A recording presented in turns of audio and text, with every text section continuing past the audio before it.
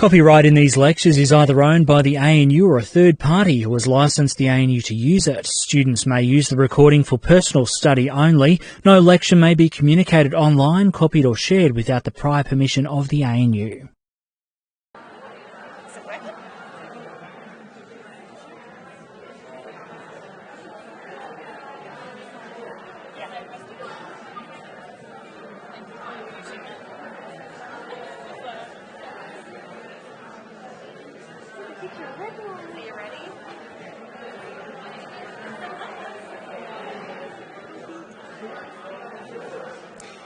Okay.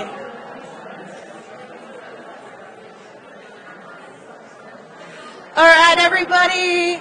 If I could get your attention, please. Hello, good morning. Welcome to Thursday of Orientation Week. I don't know about all of you, but it feels like Friday today, and I'm really struggling to keep my eyes open. Was there a toga party last night? Is this right? Is there any sore heads this morning? No, we won't talk about the toga party. Hello, welcome to the Global Programs Information Session.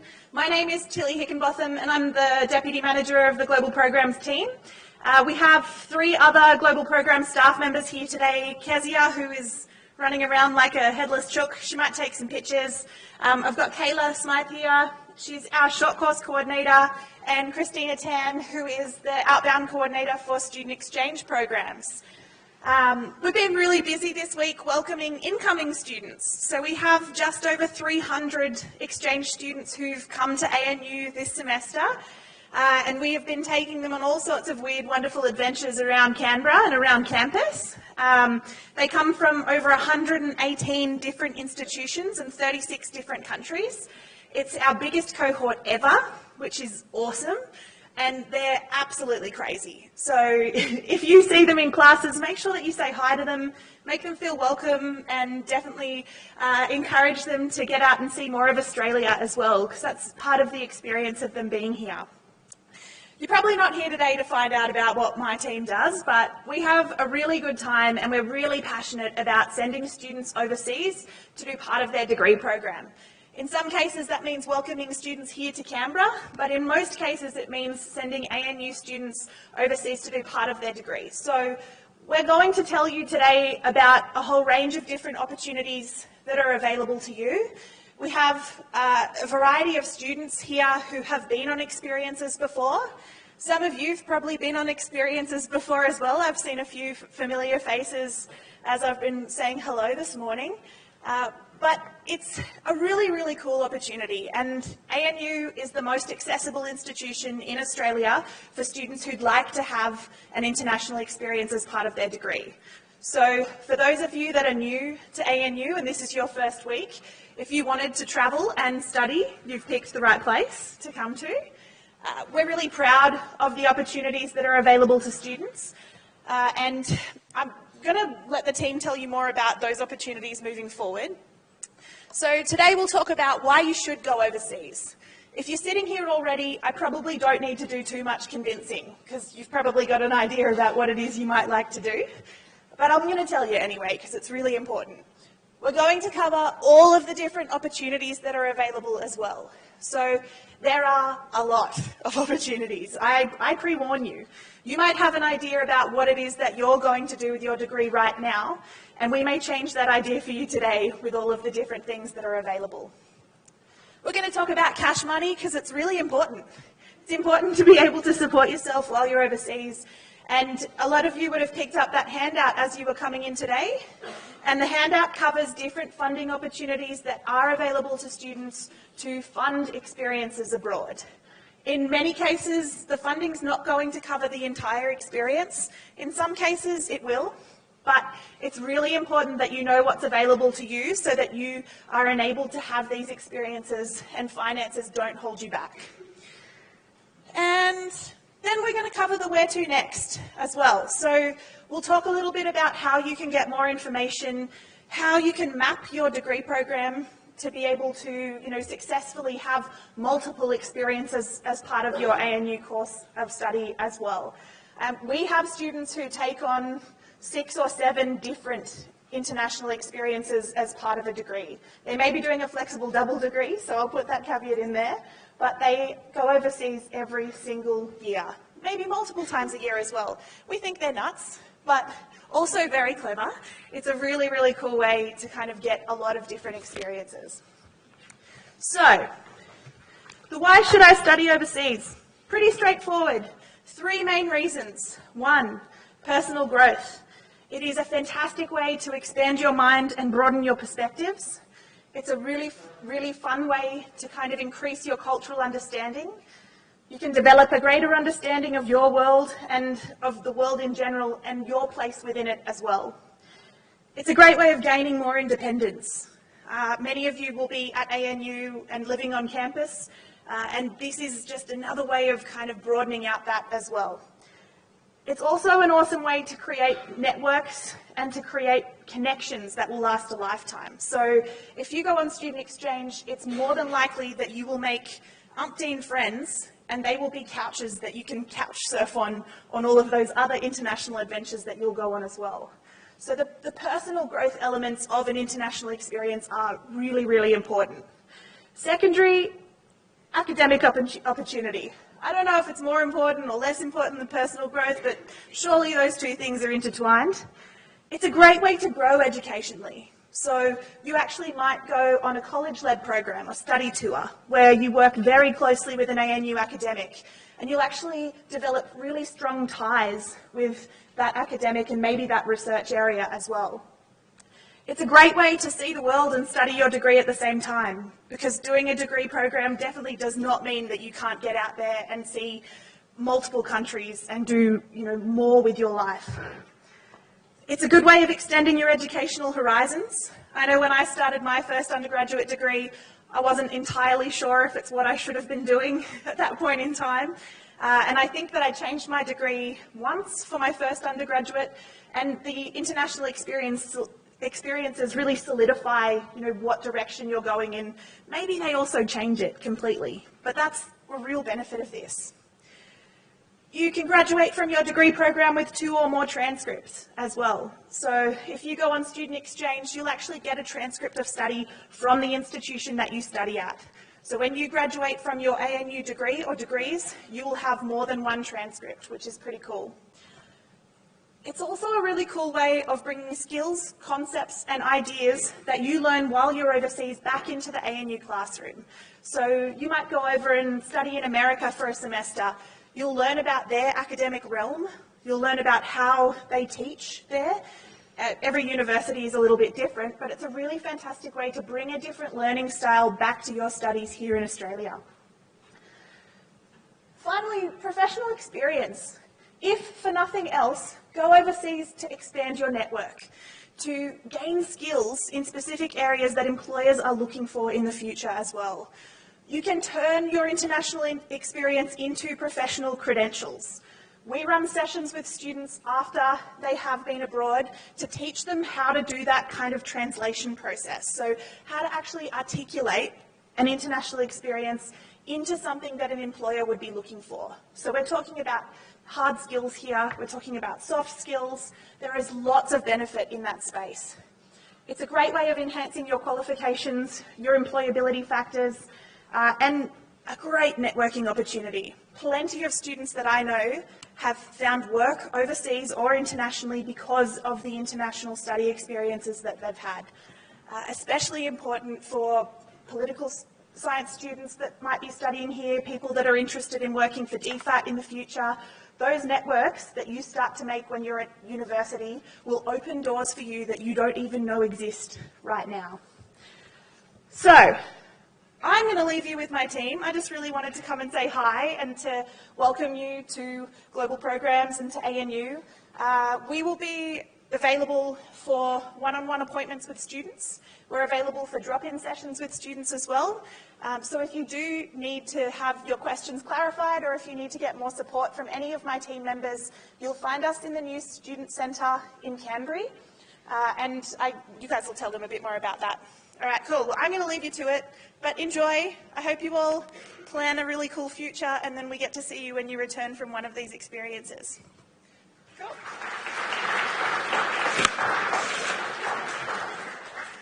Thank you, Tilly. So what opportunities are on offer at ANU? So there are multiple opportunities, as Tilly's mentioned before. So we have short-term programs, we've got semester length and year-long programs. Today we'll go sort of explain what each of these are, from Primo programs, college-led to exchange. And between Christina and I, hopefully you'll get a lot out of this. So the first thing, as your first year students, or most of you will be, we'll talk about Primo. So Primo is a short program. It's offered to first year students exclusively. Later year students can do it, but it is designed for first year students. It's very unique to ANU. Most other universities don't offer a program like this. So applications are open now. They will close on the 1st of April. We have a few different locations, and each year they change slightly. So these are the winter programs. We will have some in the January period as well, which is also available for first years. So we've got one located to Canada, United Kingdom and South Korea. And I've slightly gone over this, but why we've created these programs is because usually if you go in your first year, you're most likely going to go on more adventures as you go throughout your degree. The big area of concern is funding, so students can't necessarily get OS Help, and I'll explain what OS Help is later, but we do have grants available for first year students. These are amounts of $3,000. It's available for international and domestic students, and most of the time it will cover 2/3 of the program. So we've got so the one that goes to Canada, you're going to Queen's University, and you can study political science. The one in South Korea is at SKKU, and I can't pronounce it properly, so I won't even try.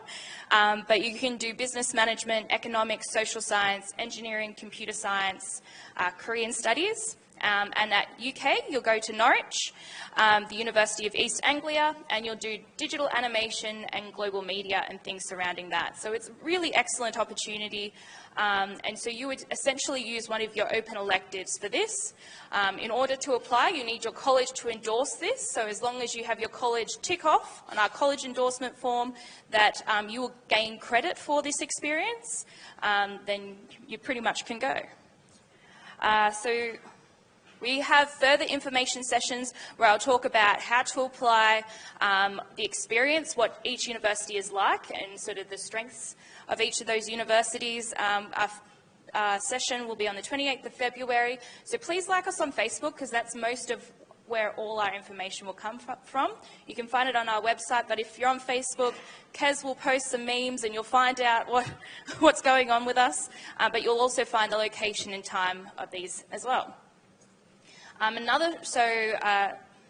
We do a few short-term programs outside of Primo, and so we're offering a program to SMU in Singapore. It's a summer in Singapore, and you can study any of these program offerings, and it's an exchange. So the difference between an exchange and study abroad is exchange, you're paying tuition fees to ANU. And so if you're a domestic student, that means you can put it actually on your HECS. But if you are, you can also do study abroad, which is paying institution fees to the university you'll be travelling to. So for this, we actually do have some exchange places and study abroad places. So if you are interested in this, this will be a second year program. So thinking forward, this is what the opportunities you could apply for. And for all those students here that are in their second year and have come along, this is a great opportunity as well. So we also have college-led programs. So each of the colleges we have at ANU will have their own programs they've developed. A college-led program is where a lead academic takes a group of students overseas, and you enrol into an ANU unit. So there's tons of them. CAP are fantastic for it, so is CAS, Law, CBE, KEX, and the Science College as well. They've got tons, so please do your research. So I'm the short course coordinator, so you can talk to me and I can go through these, but you can also talk to the college because they tend to have a lot more information than I would. So outside of this, the other short-term options to you is if you research what we have available at ANU and you can't find a short-term program that suits what you want to do, then you would look at independent short-term programs. There are tons of companies out there, but the ones that we would suggest would be AIM Overseas and CIS Australia. These are really well-established organisations where you can go overseas. So when I was at university, I actually went over to France through AIM Overseas, and I know the company quite well. And similarly with CIS Australia, a lot of our students do it as well. So these are things that are available if you want more information about the program students have actually gone on. Feel free to ask. So the other area that I look after is virtual exchange. So we have a relationship with 9 other institutions across the globe, and we have online courses that you can study. So this is quite exclusive to ANU. There's only 2 other universities in Australia that offer it. So if you're interested in broadening your portfolio, please do ask, and we can go over virtual exchange. It's very unique. The other thing to consider is Achicha Study Indonesia. This is, like, I would suppose it would be like a third-party provider, as I discussed before, but you can do a ton of programs here, and this is on our website as well. So one of the hot tips is to do your research, plan ahead, and you'll be able to sort of really figure out what you want to do. Indonesia is a great place to go. There's a lot of funding available too for domestic students, so something to keep your eye out for. So we'll head on to exchange. So Christina will continue. Great, thanks, Caleb. Okay, right, everybody. Well, for starters, I would like to say welcome to ANU. It's so great to see so many of you at Info Session today. Just to give me an idea of like a show of hands, how many of you are kind of interested in, say, just the short courses? And how many of you are interested in exchange? Okay, and how many want to do both? Okay, that's a good... Okay, right, so let me tell you a bit more about exchange. So exchange is just obviously a little bit longer than what a short program would be. While a short program will be, say, roughly 3 weeks, exchange will be when you go away for like a whole semester. So it could be sort of along the lines of about 5 to 6 months overseas. Okay. So who can go on exchange? So pretty much, I would say pretty much everyone here should be able to go on exchange. So a couple of things you need to be aware of. If you do want to go on exchange, you do have to be an undergraduate student, okay? You need to have completed 48 units at ANU before you actually start your exchange. So while most of you, I'm guessing, are in your first year, first semester, by the time you apply for exchange, which is roughly like a year in advance you need to prepare, you will be in your second year. So you can go in your exchange in your second year and above. So it could be second year, first semester, second year, second semester, third, fourth, even up to your 5th year if you're doing a double degree, okay? So the choice is really up to you when you want to go. You do need to have a minimum GPA of 4. Does anyone know what a GPA is, or who doesn't know what a GPA is? So I'll just give you an idea. What a GPA means is grade point average. So this is pretty much saying how well you are doing at your studies. If you're an amazing, crazy kind of student who studies all the time, you might get a GPA of 7. And then obviously, you know, credit average is around about a 4, okay? So you do need to have at least a 4 to be eligible for exchange. There will be some partners whereby it's a bit different. They do want students to have a slight GPA. That's all on the website, and happy to tell you more later on. The most important thing, as Kayla is saying, if you want to go on exchange, you do need to make sure that you actually have agreement from your academic college to say you have room in your degree. So for example, you want to do a short course, 1 elective is great. That makes it easy. You've got 6 units available, you can go on a short course. If you want to go on exchange, it's a whole semester. So that means you need to have 24 units available in your degree. For the majority of students who go on exchange, they're using their electives. So if you have electives in your degree, save them, okay? Don't study your electives at ANU, keep them, so that when you have the 4 electives, it means that instead of you studying here, you can go study overseas, and your college say, yes, it meets with your degree requirements, therefore we can give you credit for the courses that you're going to do, okay? So hopefully that makes sense. If not, there'll be more info sessions that explains all of this in much greater detail as well. Okay, so how does exchange work? So for starters, exchange is just for 1 semester. So obviously you apply 1 year in advance. The next round will be in the year 2020, semester 1. So that's what students will be applying for. And obviously each semester we open up a new round of exchange. If students are interested in something called the Year in Asia, that is a dedicated 1-year program. So if we have students here from CAP, feel free to talk to CAP, Student Central, student advisors to find out what the Year in Asia program is all about as well. Exchange spots pretty much work on the basis of balance of students, okay? So if a partner sends me, say Toronto sends me only 1 student, I can only send 1 over, okay?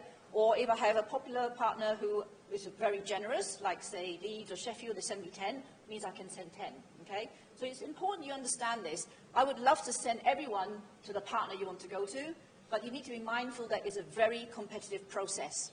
So be flexible. If you want to go on exchange, I will send you an exchange, but make sure you are flexible and have a wide choice of partners that you are interested in. As a student, you will still be enrolled at ANU. You will still pay your fees to ANU. Whether you're a domestic international student, you will still accumulate fees. So with domestic students, if you've got a HECS, then obviously you continue to accumulate your HECS. So you don't pay fees to the partner, okay? Your tuition still must be paid to ANU. Let's see. So then you need to maintain a full semester load. So that's probably something quite new for you right now. You're all taking 4 courses at ANU. Don't be surprised when you go on exchange, a full semester load can be something very different. So it'll be whatever that full semester load could be. It could be 3 courses or 6 courses or 9 courses, whatever that full semester load is, that is what you're taking on exchange. And then obviously, most importantly, is that you must seek the course approvals from your academic college. And so long as they approve it, then obviously you can go on exchange. If you do have any questions, I'm happy to answer them, but we'll maybe leave them at the end, okay? Right.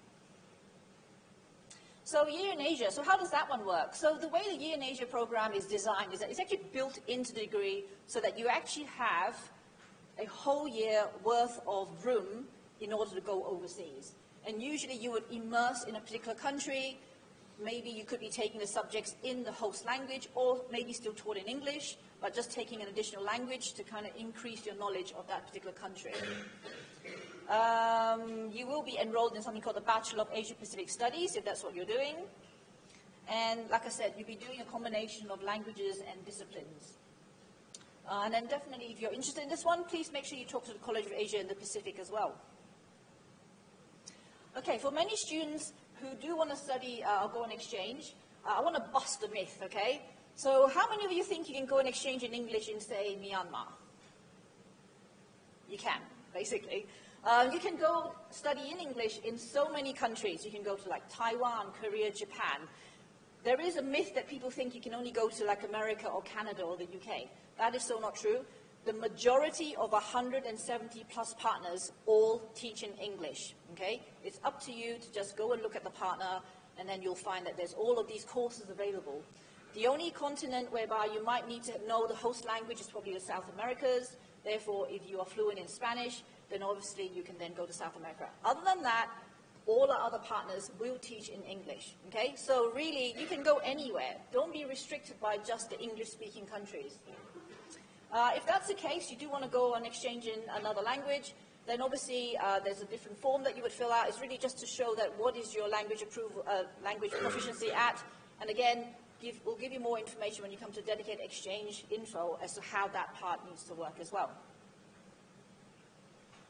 Okay, so as I said, the next round for exchange is in the year 2020, semester 1.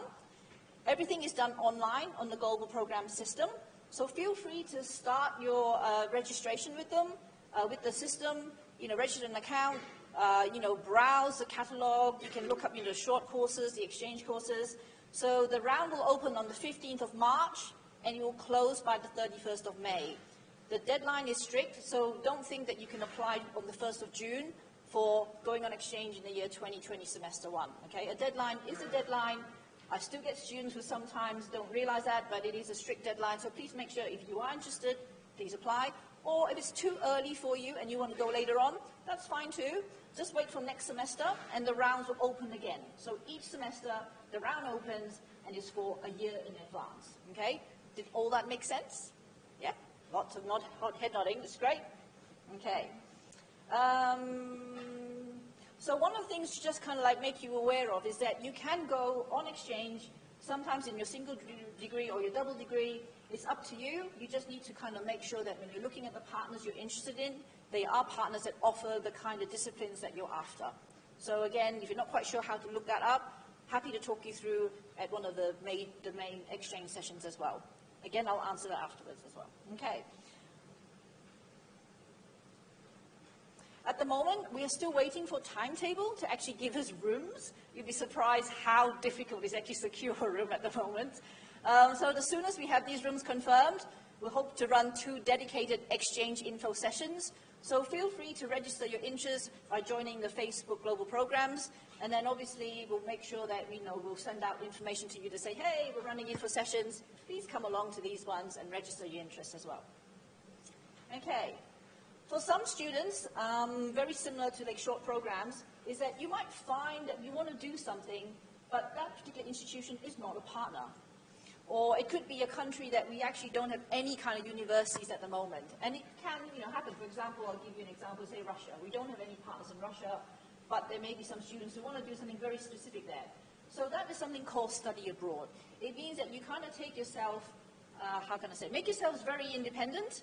You need to be very organized. You contact that particular university, find out how it is to enter that particular university, and you would then pay fees directly to that other university. Okay? So it obviously gives you more choice so that if you didn't want to be like GPA ranked with other students for a particular university, you can just, and if you can afford it, obviously go to another university and then pay them independently and go study. As I said, your fees will be paid to the other university, which means that you might kind of like maybe take yourself out of the ANU enrollment during that particular semester. And most importantly, that if you do want to do something like that, make sure you get your courses approved by your academic college. Don't just simply disappear and go off and do independent studies without talking to your college first, okay? Because the main thing is that you want to bring that credit back to your ANU degree, okay? So your ANU college is vitally important you talk to them so that they give you the credit. Okay. So how to fund your experience? I'm going to hand you over to Kayla and she can tell you about it. There you go. Thank you. So we have a variety of ways to fund your experience, and you should have a flyer which gives a brief overview of these available options.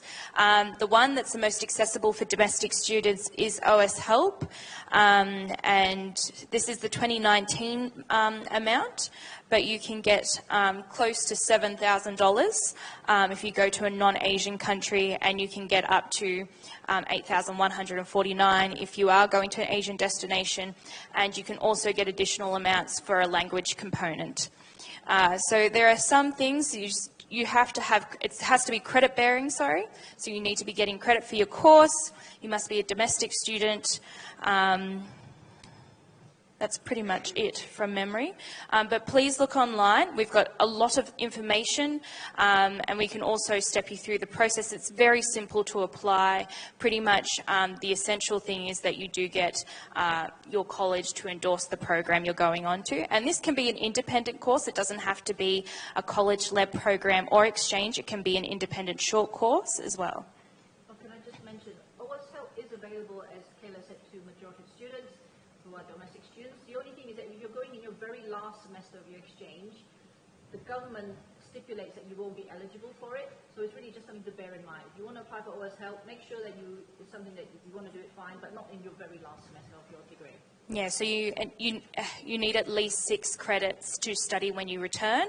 Also, you can't do it in your first year, so you need at least 48 credit points to be able to apply as well. We also have the Vice Chancellor's Travel Grant, and we have this in a variety of ways. So before I was talking about Primo, and Primo offers Vice Chancellor's Travel Grants of the amount of $3,000.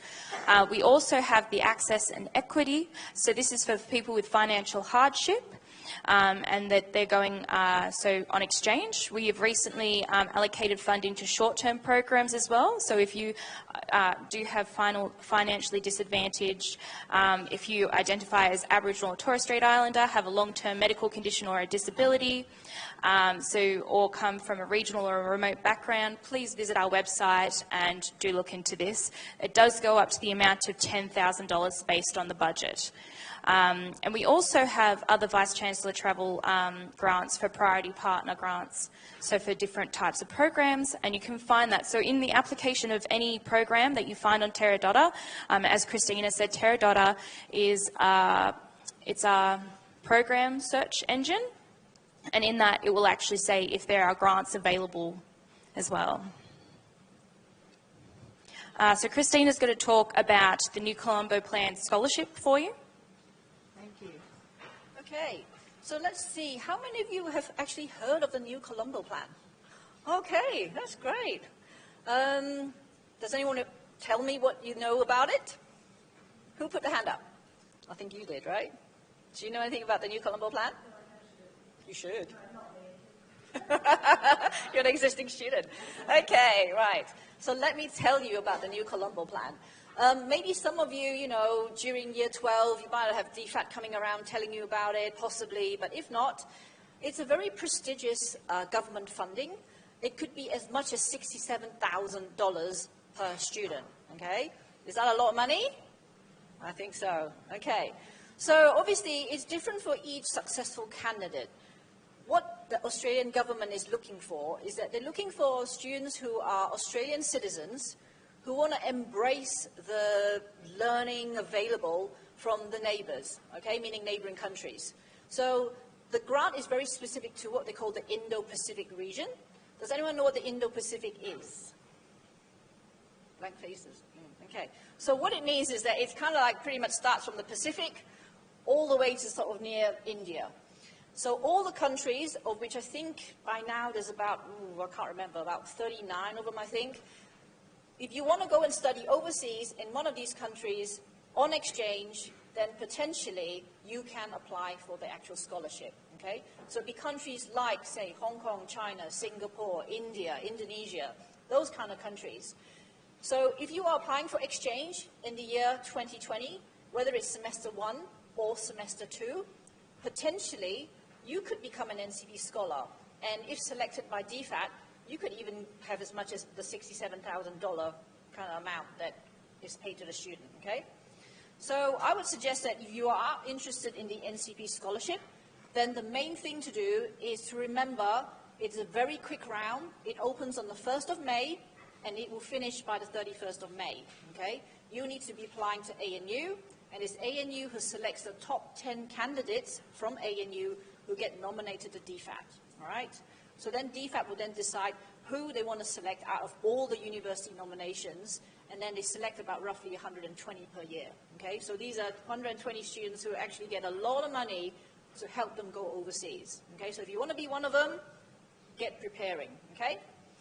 I will be running a very specific information session on NCP as well. So again, if you are a member of the Global Programs Facebook, then definitely look out for the session that I'll be running on NCP specific to the scholarships. Okay, so the next one I want to talk about is also to do with NCP, but these are more to do with the grants, the kind of like the smaller grants. But even though I say smaller, we're still talking about between $3,000 to $7,000, which is still a very significant amount of money. The way these ones work is that we at ANU will bid for the funding from DFAT, and then if we are successful for particular bits of funding, then we will say, hey, we've got so many grants for these particular exchanges or short programs. So obviously, if it's a short program, like the Primo programs, the college-led programs, ANU has been quite successful in getting funding for it, so definitely look out for it, because you could be going to, say, SKKU, for example, getting $3,000 towards it. Wouldn't that be fantastic, Or you could go on exchange. You could go to something like, SMU, or if you go to, Hong Kong U or something, and get $7,000 to help you go on your exchange. Wouldn't that be fantastic too, okay? So just be kind of like aware that funding is available, but it's up to you to actually look it up. So based on last year's statistics in 2018, we actually had $1.2 million worth of funding. Okay, it's a lot of money, and it funded a lot of students to go overseas. Oh, 326 students, there you go. Okay, so they are specific to particular programs. It's not where you go like, oh, I'm going overseas, can I get the money? It doesn't work that way. It's more along the lines of, we have 5 grants for you to go to, say, Japan, or we got 10 grants for you to go to China. It works the other way around. So then, obviously, if you're interested in going to their destinations, then obviously you would put your exchange or your short programs for those kind of programs that have the actual funding.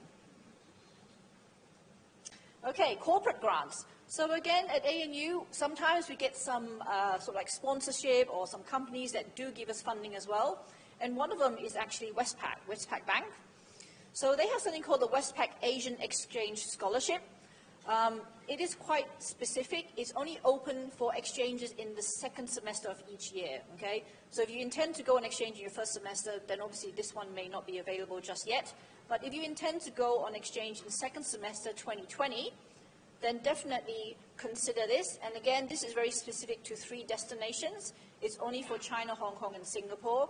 So again, if you are thinking of going on exchange to those countries, then you could become maybe a Westpac scholar and get $12,000. And again, you know, it's a big sum of money. And the nice thing about the Westpac scholarship is that you actually form part of a leadership program.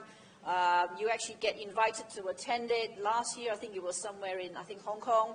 And then for 1 whole week, you know, you got to stay in a hotel.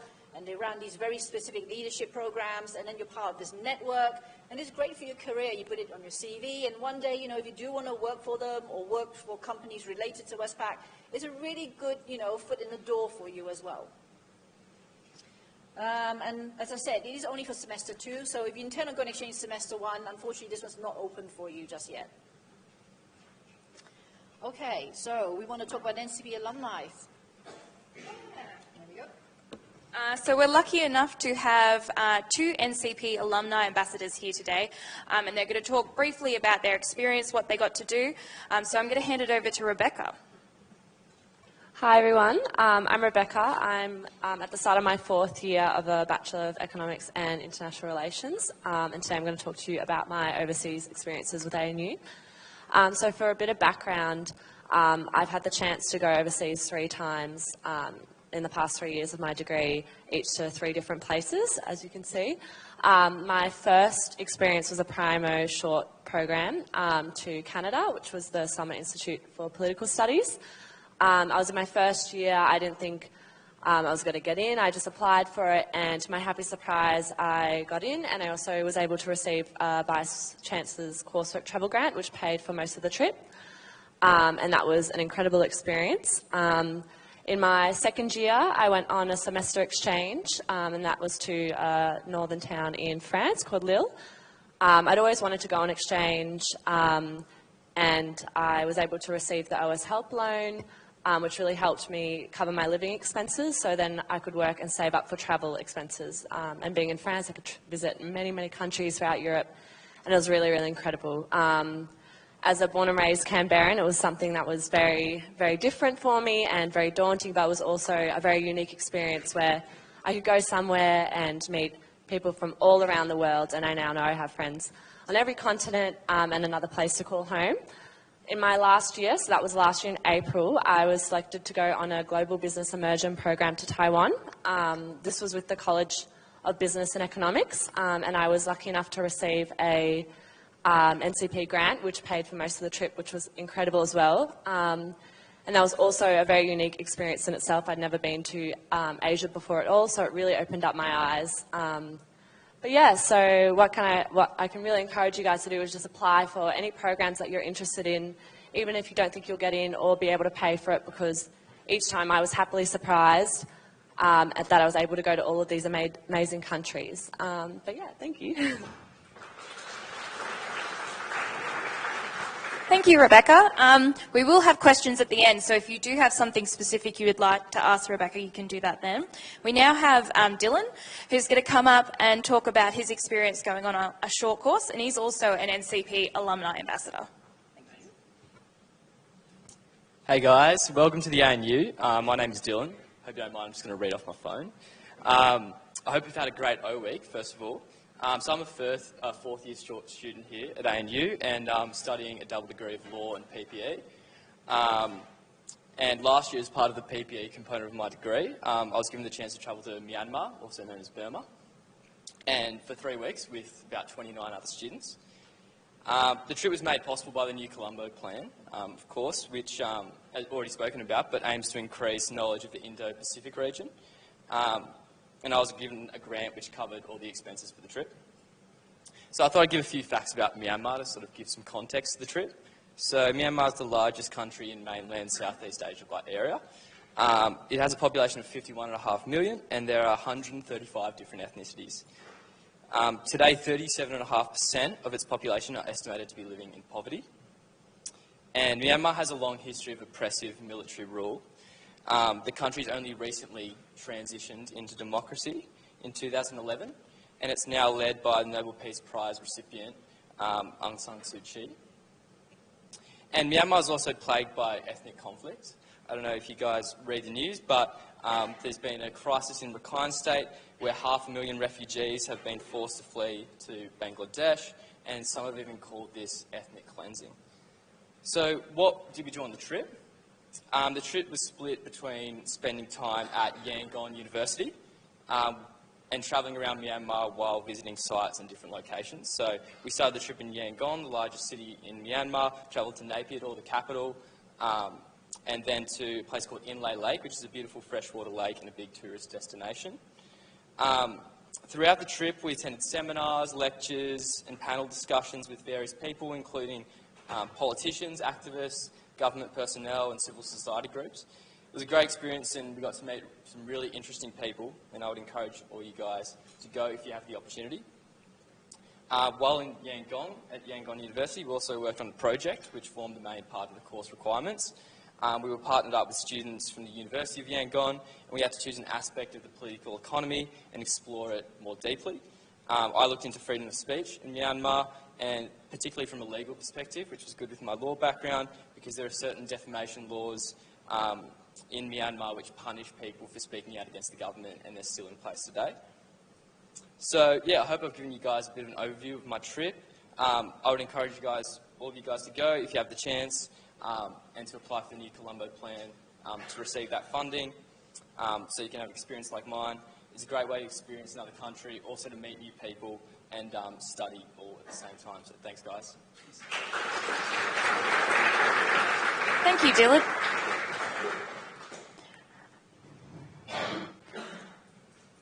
So planning your experience. Christina, do you want to talk about where to go from here? Sure. Thank you. Okay, right. So what do you need to do next if you do want to plan some kind of overseas experience? The most important thing is to get academic advice, okay? So make sure you talk to your ANU college, and the most important thing is how does it fit in with your degree, all right? Does anyone know what an elective is within your degree? Hands up if you know what elective is. Okay, all right, so it's really important, all of you, have a look at your degree, find out how it's structured, okay? If in your degree you have 4 electives, then that kind of pretty much by default means that it makes it easy for you to go on exchange, okay? You could be in a double degree. If you are in a double degree, you might maybe have 2 electives in one degree and 2 electives in the other degree. Together, that makes 4 electives. It means you go away for a whole semester exchange, okay? So make sure, have a chat with your college to see what kind of room you have in your degree. If you don't have any electives, it is a bit trickier, but not impossible, okay? You just need to be kind of much smarter in the way you structure your degree to make it possible for you to go on exchange or a short program. As I said, if you want 2 degrees, make sure you check with both and plan early, all right? It's most important that you do plan early and fill out something called a college endorsement form to show what that room is you have within your degree. So in order to prepare, what I suggest is that you find out about the Global Programs website. You can easily Google it, and then it should have this sort of ticket on one of the pages, and there's lots of helpful links and pages to tell you what the steps are in order to plan a trip overseas. We also have, obviously, the Facebook, we have an Instagram, we have the WordPress blog. You know, read about the stories about other students who have done exchange or short programs. And then kind of pretty much, you know, build a picture that what do you want to do? Where do you want to go? What kind of experience do you want to gain? And then obviously you might want to also join something called the Exchange Network. We have a member of staff here, students who is a part of the Exchange Network. And a lot of them are joined by students who have done exchange and come back. So it's a really great way for you to meet other students who have already done these experiences. Find out what did they do? What can they recommend? You know, it's a great way to really find out. Check the deadlines for all your applications. Obviously, Primo will have its own deadlines. Exchange will have its own deadlines. NCB Scholarships has its own deadlines. Make sure you're on top of the deadlines. Put it in your calendar so you don't miss them. Then obviously research funding. Obviously you've all collected a sheet at the back of the room. Find out what funding is available to you, whether you're a domestic student or an international student. Start planning to see what you can and can't do with the funding. And then obviously if funding is region specific, then obviously have the intention to go to those regions for your experiences. Because as I said, funding is always tied to a program. So obviously you need to be then applying for the programs that actually has that funding. And do you have a passport? Who has a passport here? Or who doesn't? Who doesn't have a passport yet? Okay, if you don't already have a passport, which obviously sometimes some students never traveled before, make sure you actually get one, apply for one well in advance, okay? I don't apply for your passport, okay? I have a couple of students who think I booked their flights. They think I apply for their passports. No, you guys are in charge of that, okay? So make sure if you don't already have one, get one. And then save your coins, okay? Obviously, as a student, it's expensive to study, but then by the same token, there's nothing to stop you to start saving.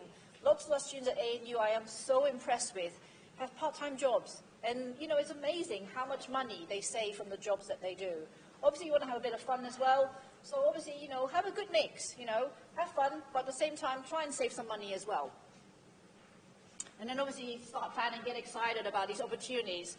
170 over partners in 39 countries. That's a lot of choice, okay? So get excited.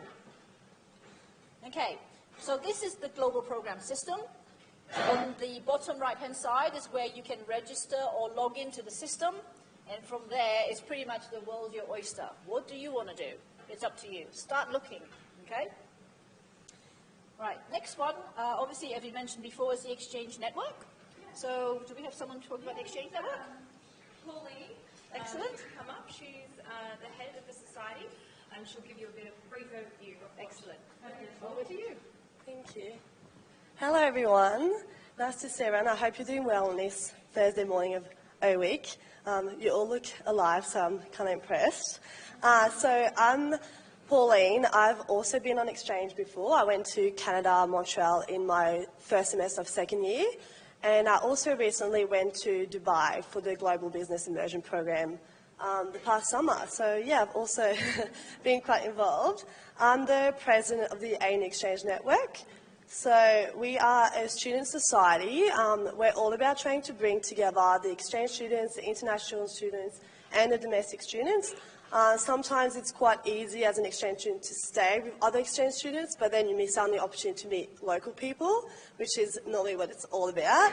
So we try and connect everyone. We host networking events and social events as well, and we really provide quite a forum for everyone to discuss exchange. So we have a lot of people that have been on exchange, and they can give you tips from the student-to-student perspectives. So a bit more about what we do. So our main quite important thing, we do a buddy program between a domestic student and an exchange student. It's quite popular because we try and buddy up so domestic and an exchange student together, and that really helps the exchange students to get to know the campus and settle in, but also to get to know Canberra and places to go, places not to go, like where to go for cheap meals and everything like that. And then for a domestic student, it's so incredibly amazing to meet an exchange student, and then you kind of get inspired to want to go to their country, and you kind of create a friendship, and then that friendship can grow towards a network, and then when you go to their country, you can use that as well. So yeah, it's quite cool. We also try and organise trips for the exchange students, but also for the domestic and international students. So we've organised trips to Sydney before, but we also do small trips within Canberra. So like we take people to Floryard and to like the Enlightened Festival and like Canberra Spectacular Balloon Show and things like this. We also try and do trips to the South Coast. And yeah, just so they get to know a bit more of the like place close to here. But mostly we do social events, so trivia nights, pub crawls, coffee meetups, everything like that to really just get domestic students to get to know the exchange students and vice versa. And just to finish up, if you'd like to get involved, I'd strongly encourage you to all become members and join the society. I have a few goodie bags left from Market Day. I don't have many, so I'll hand them out at the end. I'll just be probably at the back and you guys can come grab some. I've also got a sign-up sheet, so you're more than welcome to come and sign up. We also have a Facebook page and an Instagram page, so feel free to follow us and you can keep updated and you can join the society at any time during the year. So if you're not too sure, if you're feeling very overwhelmed with all these new societies and you're like, I don't know, don't stress, you've got the whole year and your following years at ANU. And we also have an email, so feel free to send us an email if you have any questions regarding pretty much anything regarding exchange or this society as well. So yeah, thank you.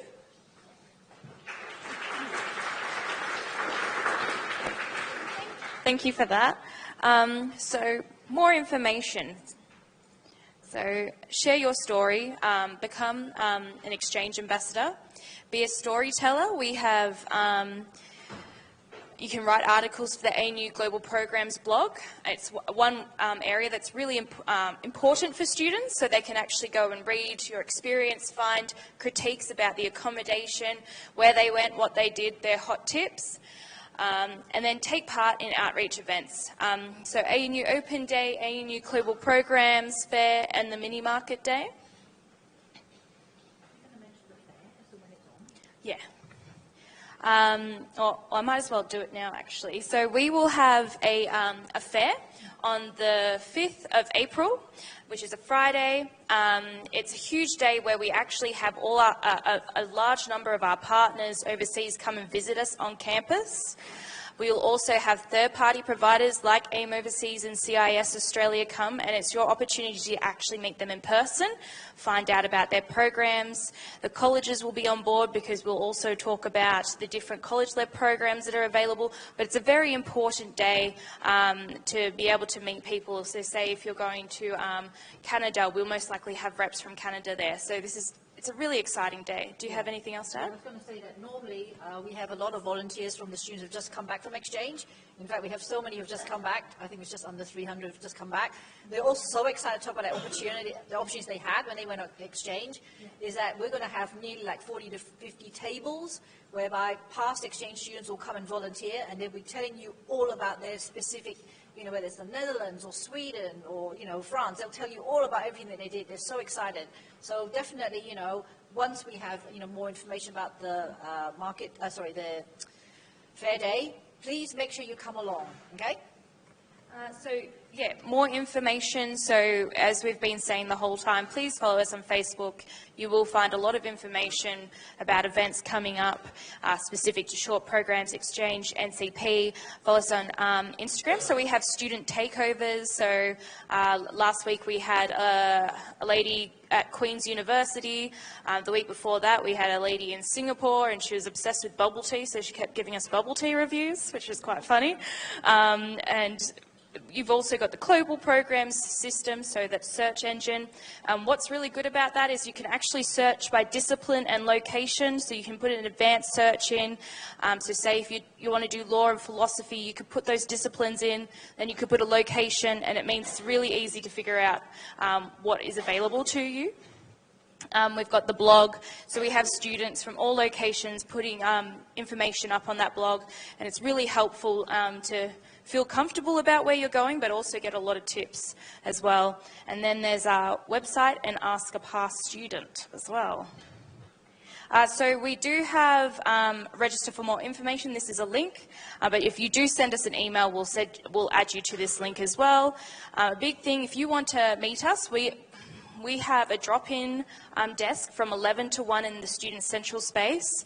But if you want to make an appointment, and we're happy to do that, you need to email or call us, and we can put time aside and we can talk about the options. First, all we ask is that you do your research, and then we can help you do the next part as well. So thank you so much for joining us today. We will be here for the next half an hour if you do have questions. So feel free, and thank you again.